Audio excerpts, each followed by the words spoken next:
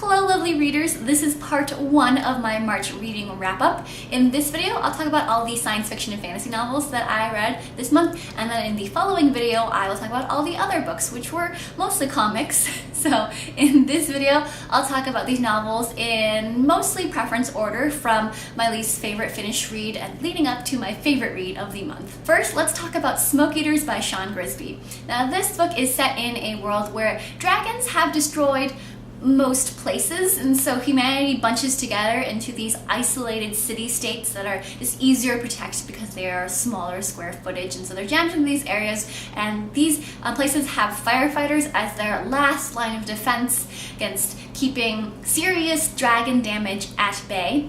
Our main character is a firefighter who is on the verge of retirement, and it is during his last firefight that he discovers that he has an immunity to dragon smoke.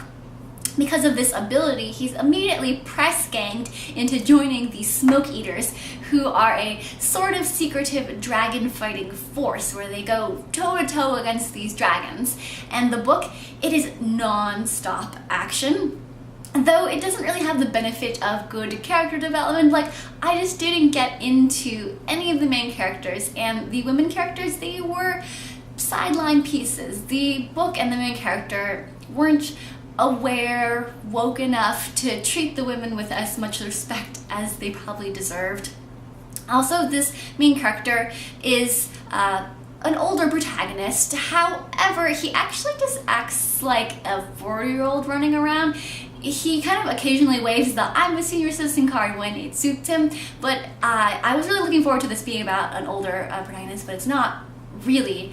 And overall, this book, this is a really great like action, hey, dragons versus firefighters thing, but it's more of a fun fluff sort of book, and it has like a big side of cringe. Another book I read this month is A Discovery of Witches by Deborah Harkness, and I'm ambivalent about this book, but right now I'm going to muster up enough caring about it to tell you about this. So it's about a woman who is descended from a line of powerful witches, but she herself refuses to use magic, and so she works as a normal human scholar. While she's researching at Oxford, she discovers a powerfully enchanted manuscript, and this attracts the attention of a lot of magical creatures, including a vampire who becomes her ally. Now, our protagonist doesn't know how she discovered this in the first place. The book goes back under enchantment and is not found after she initially unveils it for the first time. And there are many warring parties who are competing to get to this manuscript. And so our main character is drawn into this conflict. Now, the book is very slow, but what kept me going are all the supporting cast of characters. Like, they're so awesome. There's so many great side characters that I absolutely loved, but the main storyline is very slow and not that interesting. And then there's a vampire romance, and that vampire romance is very much gag worthy. So overall, I just feel very just like meh about this book. So another book that I read this month is The Cruel Prince by Holly Black, and if you like stories with the fae in them, you'll probably love this book a lot. I personally don't like stories with the fae in it, but so many people were raving about it that I decided to give it a shot, and I kind of barely liked it. But hey, that liking is better than outright dislike. Others are screaming about how good it is, so listen to them and not me. This book is about Jude. She's stolen away from the human world to the court of fairy, and she actually wants to win her place amongst this court. She wants to be one of their equals, and to do so, she has to defy some seriously scary people.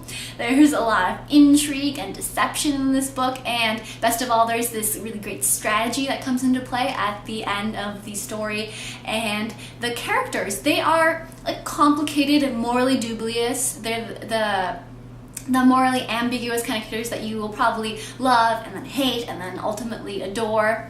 I didn't find this very appealing. I think the characters and the relationships between the characters, a lot of them were just baffling and repellent. But again, I have the odd opinion on this. Most readers are absolutely raving about this, so listen to them about this book. Moving along, I read the Binti novella trilogy. Now, the first book, Binti, is about the young woman who leaves her insular home and she travels to the stars to go to the best institution of higher learning in the entire galaxy. And while she is traveling, she encounters an alien race that commits mass murder before her eyes. Now, I am really stuck on this, the fact that this group committed mass murder and it is not really dealt with in this book. In fact, they do it for this purpose that makes it so that their terrorist tactics worked and they got away with it, and I'm just very stuck on that. But besides that, this is a really great book.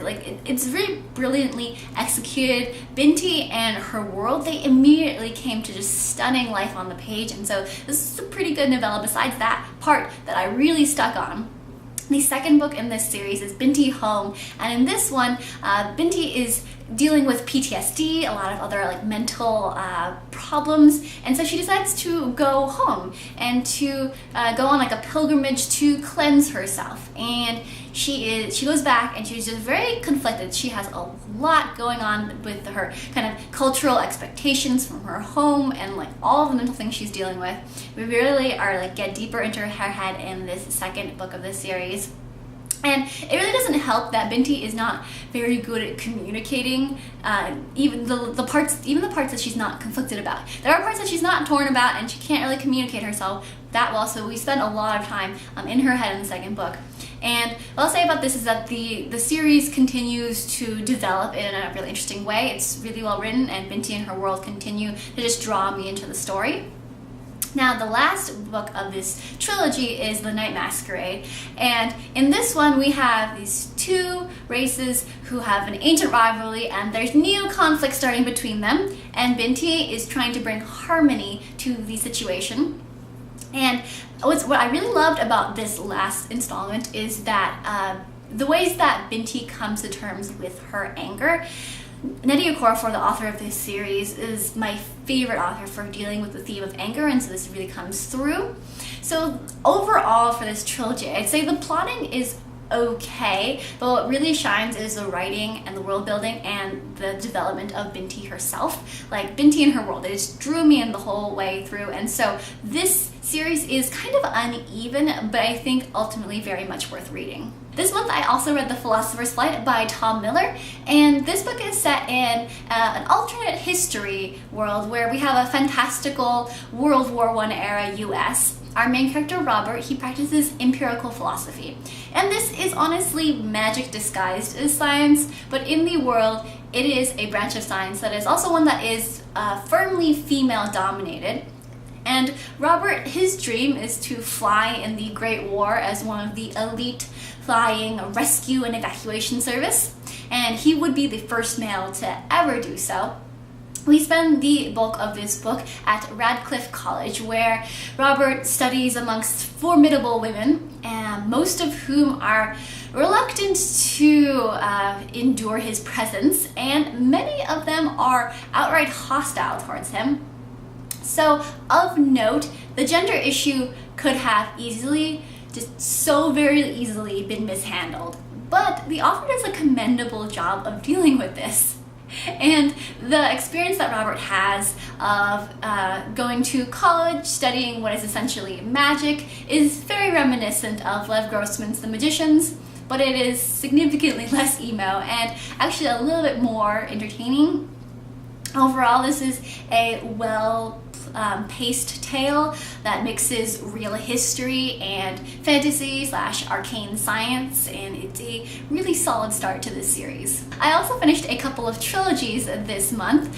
First, I will talk about Beyond the Empire by K.B. Wagers, and this is the conclusion to the action-packed and drawn-in war trilogy. This series is about a gunrunner turned empress, and she is fighting to save her empire and its people. And in this volume, our gunrunner Empress Hale, she returns to her home planet for the fight of her life. And on her side is a crew of allies who include the professional and the disreputable. They are a really endearing cast of characters, and the enemy that they face off against is clever, ruthless, and a little deranged. It is a fascinating, fantastic time. Overall, this trilogy keeps such a breakneck pace with our beloved gunrunner Empress, and it is a page-turning space adventure of a time. I also read Obsidio by Amie Kaufman and Kristoff, and this is the conclusion to the Illuminae Files trilogy, which was a roller coaster ride and a half. It is a really intense series. It is about the invasion of this far distant, resource-rich planet that is invaded by this megacorporation that's at war with another megacorporation. This planet of civilians is kind of caught in the crossfire, so the narrative follows these attacked civilians as they try to survive. In this volume, we have our ship of just awesome characters. They head back to the planet of Corenzo, where Baytech, one of the corporations, has the only functional jump platform out of this system. So they head into the final battle, and it is non-stop action with our beloved characters, and we have the return of my favorite artificial intelligence, Aiden, and he slays me again. It's just so very good. And it's a little uneven of a conclusion, but overall just a really satisfying end to this trilogy. Lastly, I read Nexus by Ramez Naam, which is such a cool book. It is one of my favorite reads of the year so far. It's set in this near future, almost cyberpunk world. I've heard some people call it post-cyberpunk, which seems apt and like my kind of cyberpunk, honestly. Infomocracy, if you read it, has very similar vibes.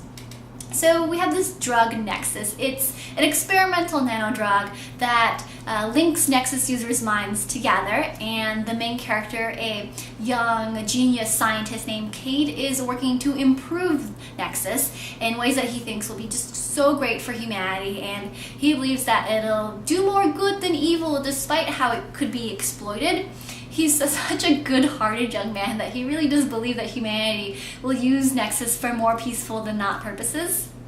And working on Nexus is very illegal in the States, especially because it could create trans and post-humans possibly, and the government has historically been a big fan of defining what is and is not human. So we have this government spy, Samantha, aka Sam, who catches Cade working on Nexus, and so their lives become intertwined, and coerced by the government, Cade is thrust into international espionage with Sam as his handler, and it's crazy dangerous. This is a thrilling espionage book with lots of action and fight scenes, with Sam being a total badass. But ultimately, this is a big ideas book. It discusses what it means to be human, what are the limits allowed and not of trans and post-humanism, who can define these things, what are our freedoms, what's too dangerous for humanity. The arguments in here are complicated and far from one-sided, and importantly, they don't go into preachy territory. It's such a great book. This book is smart, fast-paced, action-packed, explosive, and so thought-provoking. It's just perfect for my wheelhouse. And that's a wrap on this video. Part 2 of my reading wrap-up will be here later this week. Till next time, my lovelies.